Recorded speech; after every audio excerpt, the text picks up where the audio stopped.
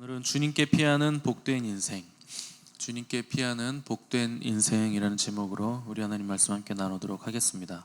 이 시편 25편은 다윗의 시인데 특별히 답관체의 시라 이렇게 말씀을 드렸습니다. 답관체란 알파벳의 순서에 따라서 처음부터 끝까지 문장을 이어나가면서 처음부터 끝까지 알파와 오메가까지 오직 주님만이 모든 것 되신다 하는 고백의 시가 이 답관체의 시라고 했습니다. 이 시편 25편을 쓸 때 다윗은 분명히 극심한 고난 가운데 있었는데 나이가 지금 다윗이 어린 나이가 아님에도 불구하고 여전히 다윗은 젊은 시절부터 나이가 들 때까지 줄곧 고난의 상태에 있었다 하는 것을 우리가 알 수 있습니다. 어제 읽은 7절에 보시면 내 젊은 시절의 허물을 기억하지 말아달라 하는 내용이 나오는 것으로 볼 때 이때 이 시를 썼을 때 다윗은 어느 정도 나이가 있었을 때라고 우리가 예측을 해볼 수가 있습니다. 그럼에도 불구하고 젊었을 때부터 여전히 다윗을 따라다니는 것이 바로 고난이었습니다. 그런데 다윗은 여전히 고난 가운데서도 하나님만 바라보고 하나님의 도우심을 구하는 것을 멈추지 않았다 하는 것을 우리가 볼 수 있는데, 왜냐하면 다윗은 사람 누구도 나를 도울 수 없고 오직 하나님만이 나의 도움 되신다 하는 것을 정확하게 알고 있는 사람이었기 때문입니다. 오늘 읽은 10절 보시면 여호와의 길은 언약과 증거를 지키는 자에게 인자와 진리라 이렇게 기록을 하고 있습니다. 그래서 언약과 증거, 이것은 여호와의 율법, 하나님의 말씀을 의미하는 것이고 그것을 지키는 자에게 하나님이 인자와 진리로 대해 주신다 이렇게 고백을 한 것인데, 그러면 그 율법을 지키는 사람들, 언약과 증거를 지키는 사람은 어떤 사람인가 하는 것을 오늘 우리가 살펴볼 수가 있습니다. 첫 번째, 누가 율법과 그 언약과 증거를 지키는 사람인가? 자기 죄를 인정하는 사람입니다. 11절 보시면 여호와여 나의 죄악이 크오니 주의 이름으로 말미암아 사하소서 이렇게 고백하는 것을 볼 수가 있습니다. 여기서 죄악이 크다고 했는데 다윗이 인생 가운데 지은 큰 죄는 두 가지로 볼 수 있습니다. 첫 번째는 밧세바와의 간음이 첫 번째 큰 죄이고, 두 번째는 다윗이 인구 조사를 해서 지은 죄가 두 번째 큰 죄였습니다. 이 밧세바의 간음은 다들 이제 전쟁에 나가는 그 전쟁의 때 한가하게 다윗이 옥상을 거닐다가 이 옥상에서 목욕하는 밧세바를 보고 음욕이 발동해서 지은 죄인데, 이때 다윗은 밧세바의 남편인 자기의 충성된 종 우리아까지 살인 교사를 내려서 죽임으로써 간음과 거짓말과 또 살인이라는 세 가지 죄를 한꺼번에 저질렀던 적이 있었습니다. 이때 나단 선지자가 찾아와서 다윗의 죄를 책망함으로써 다윗은 자기 죄를 깨닫고 이 죄를 즉시 회개한 사건이 다윗의 첫 번째 큰 죄였습니다. 다윗의 또 다른 큰 죄는 자기 군사력을 과시하기 위해서 인구 조사를 한 것, 이것이 다윗의 두 번째 큰 죄였습니다. 인구 조사를 하는 게 왜 죄인가, 군사력을 파악하는 게 왜 죄인가 싶겠지만, 성경은 다윗이 인구 조사한 동기가 내가 이 나라를 얼마나 강성하게 했으며 내가 가진 군사력이 얼마나 강한지 파악해서 내 본때를 보여주겠다. 너희들이 자꾸 나를 괴롭히고 나를 음해하고 억울하게 자꾸 모함하는데 내가 가만히 있으니까 아무 힘도 없는 줄 아나 본데 내가 군사력을 파악해서 아마 본때를 한번 보여주마, 이렇게 의도를 가지고 실시한 것이 인구조사였습니다. 그러니까 다윗이 이런 왜곡된 동기를 가지고 인구조사했다는 것을 성경은 정확하게 우리에게 보여주고 있는데, 인구조사만 총 9달 20일에 걸쳐서 실시를 한 것이고, 이때 전쟁에 나갈 수 있는 군사의 수를 파악해 보니까 130만 명이 넘었다 하는 것으로 인구조사가 끝마치게 됐습니다. 여러분들 표정을 보니까 아무런 감동이 없으신데, 지금 시대에도 100만 대군이 넘는 군사력을 보유한 것은 굉장한 강대국입니다. 세계적으로도 강대국입니다. 그러니까 다윗은 그 당시에 이미 100만 대군이 넘는 엄청난 군사력을 가지고 있었기 때문에 충분히 자랑할 만하고 의기양양할 만한 군사력을 보유하고 있었다는 것입니다. 아마 다윗도 이 숫자를 듣고 굉장히 흐뭇했을 것인데, 그러나 외형적으로는 군사조사, 인구조사를 통해서 이 군사력을 정비한다 하는 내용을 가지고 있었지만, 다윗의 심적으로는 이 나라가 강력한 국가로 성장한 밑바닥엔 나라는 존재가 있어서 가능했다 하는 것을 과시를 하고 싶었던 겁니다. 그런데 놀랍게도 다윗은 인구조사가 끝나자마자 곧바로 하나님께 스스로 회개를 했습니다. 내가 잘못했다, 이렇게 하나님께 회개 기도를 드렸습니다. 이게 다윗의 놀라운 점인데, 이 밧세바와의 간음 때는 나단 선지자가 와서 책망함으로써 회개를 했거든요. 그 기간이 1년 걸렸습니다, 회개할 때까지. 그런데 인구조사 때는 인구조사가 끝나자마자, 그러니까 9개월 20일 정도, 그러니까 10달 정도에 걸쳐서 인구조사가 끝나자마자 선지자가 찾아오기도 전에, 누가 책망하기도 전에 다윗 스스로가 먼저 회개를 했다 하는 것입니다. 이것을 보건대 다윗은 나이가 들어서도 끊임없이 성장하는 사람이었음을 우리가 알 수가 있습니다. 이 성장한다는 것은 끊임없이 자기를 돌아보고 자기의 죄를 회개한다는 뜻입니다. 왜 회개하고 왜 끊임없이 자기의 죄를 돌아보는가? 자기의 죄가 여호와 앞에서 얼마나 큰가 하는 것을 알고 있기 때문에 그런 것입니다. 그러니까 하나님을 크게 보는 사람은 자기 죄도 크게 보게 돼 있습니다. 하나님을 우습게 여기는 사람은 자기 죄도 우습게 여기고 가볍게 여기게 돼 있습니다. 그래서 가볍게 여기는 사람은, 하나님을 우습게 여기는 사람은 죄를 지으면 까짓거 이왕 죄를 지었으니 조금 더 죄를 짓고 놀다 가자, 이러면서 회개의 기회를 계속 미루는 것을 우리가 볼 수 있는데, 여러분, 죄는 그렇게 가벼운 것이 아닙니다. 그러니까 하나님을 가볍게 보기 때문에 우리가 죄를 그렇게 가볍게 여기는 것입니다. 죄는요, 죄 자체에 엄청난 힘을 가지고 있는 겁니다. 이 죄가 힘을 발휘하기 시작하면 압박감과 열등감이 영혼을 짓누르고 결국에 몸에도 영향을 미쳐서 소화불량에 걸리고 또 두통과 스트레스가 계속 유발됩니다. 근데 그때 십자가의 능력을 의지해서 즉각 회개하면 놀랍게도 죄가 즉시로 힘을 잃게 됩니다. 그러면 몸도 모든 밸런스가 잘 맞아지고 건강해지게 되는 겁니다. 이 십자가의 능력이 왜 놀라운가? 우리의 삶 가운데서 죄가 그 영향력을 잃어버리도록 만드는 즉각적인 효력을 발휘하기 때문에 십자가의 능력이 놀라운 것입니다. 세상에서 가장 무서운 존재, 무서운 힘은 뭔가? 그건 죽음입니다. 근데 십자가의 능력은 죽음 너머까지 영향을 미치고 있기 때문에 그토록 놀라운 능력을 가지고 있는 것입니다. 그래서 마귀는 십자가 앞에서는 힘을 쓰지 못하게 되는 것입니다. 자, 두 번째로 언약과 증거를 지키는 사람은 어떤 사람인가? 첫 번째는 자기 죄를 회개하는 사람이었고, 두 번째는 주님께 피하는 사람입니다. 20절 보시면, 내 영혼을 지켜 나를 구원하소서, 내가 주께 피하오니 수치를 당하지 않게 하소서, 이렇게 고백을 했습니다. 주님께 피한다는 것은 그분이 나를 지켜주신다는 것에 대한 신뢰를 가지고 있다는 뜻입니다.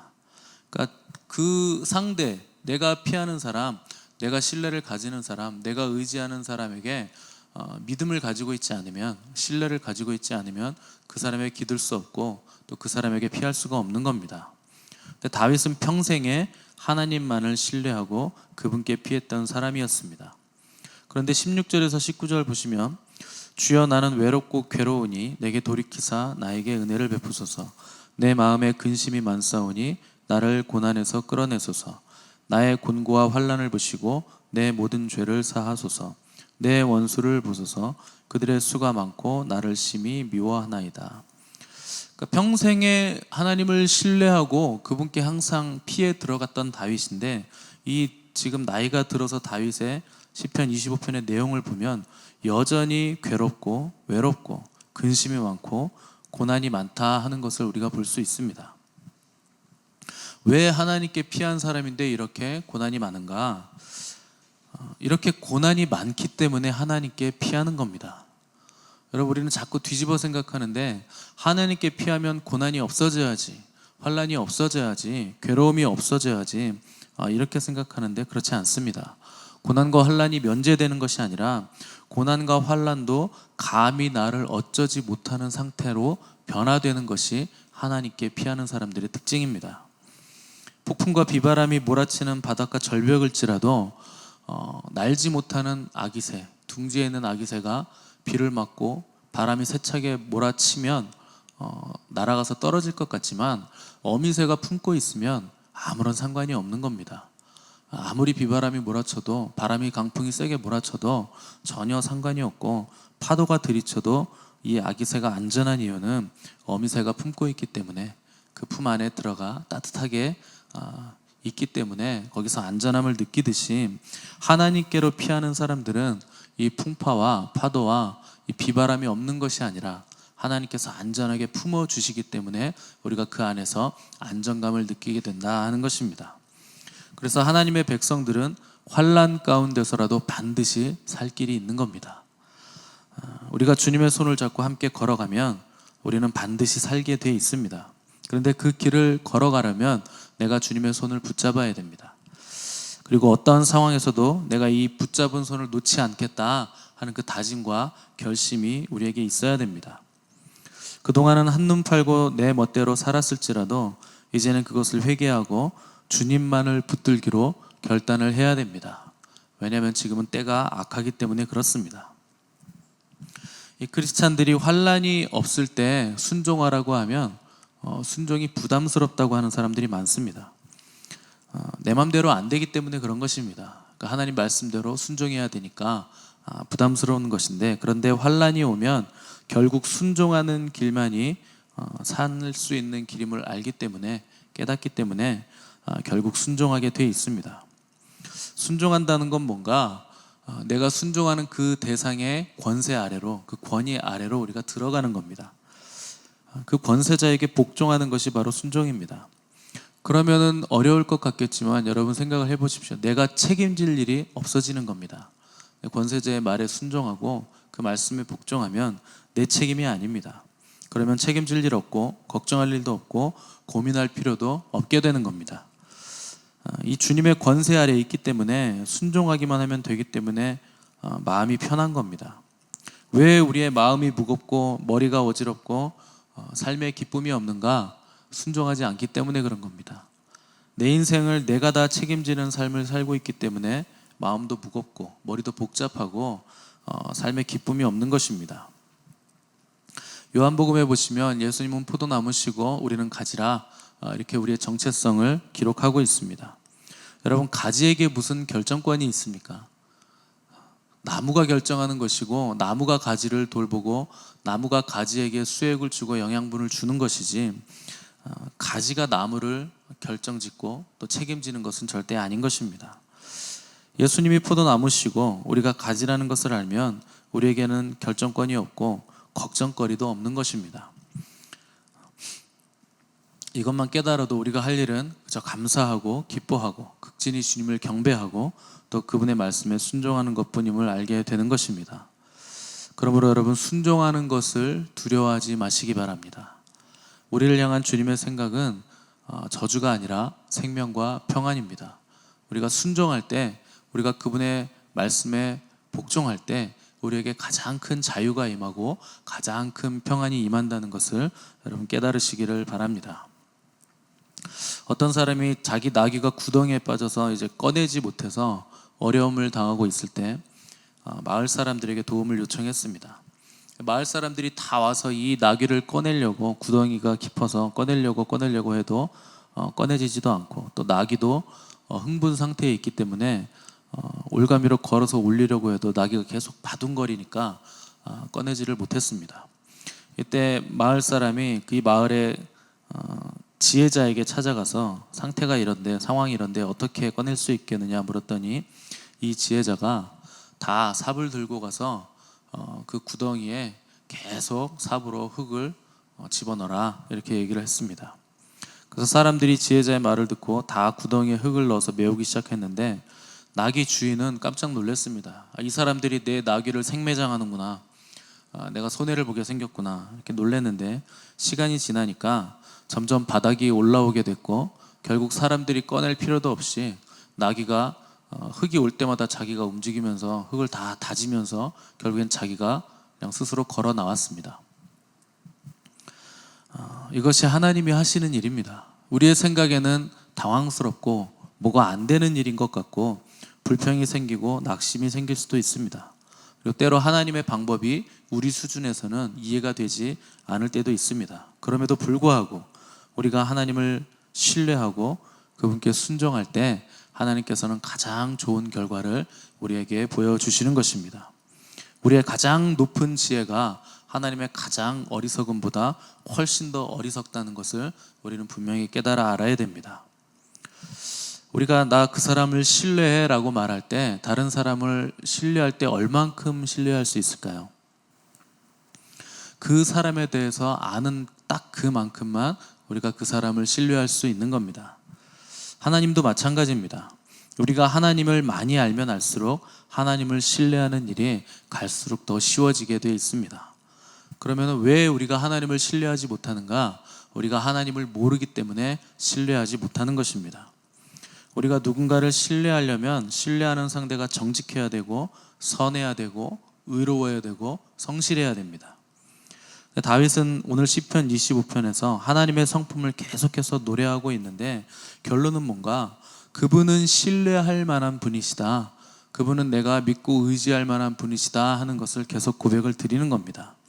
다윗은 평생에 걸쳐서 그분과 동행하면서 깊고 친밀하게 교제하고 하나님을 아는 사람이었기 때문에 그만큼 자기가 아는 만큼 평생에 하나님을 신뢰하게 된 것입니다.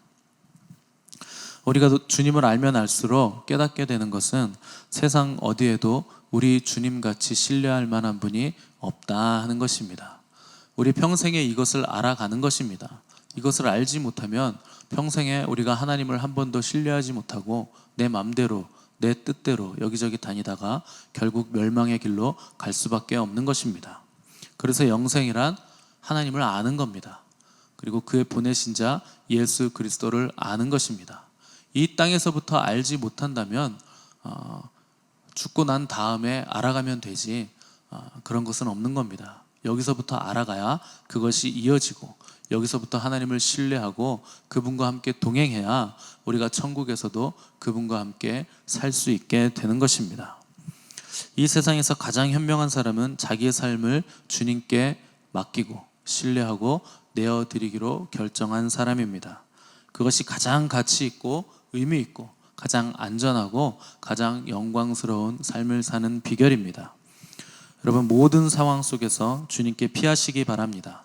사람들이 나를 모함하고 나를 욕하고 나를 어렵게 하고 힘들게 해도 주님께 피하시기 바랍니다.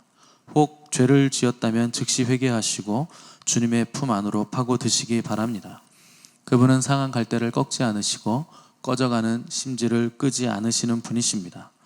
주님께 피하는 사람은 수치를 당하지 않게 될 것이고 하나님의 구원과 영광을 반드시 맛보게 될 것입니다. 기도하겠습니다.